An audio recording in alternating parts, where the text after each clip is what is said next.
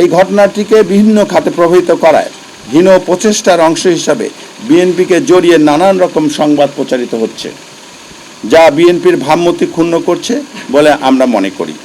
জাতীয় নাগরিক পার্টির উত্তরাঞ্চলের মুখ্য সংগঠক সার্জিস আলম তার ভেরিফাইড ফেসবুকে এই ঘটনার জন্য বিএনপিকে দায়ী করে একটি পোস্ট দেন, যা অনভিপ্রেত, উদ্দেশ্যমূলক ও দুঃখজনক।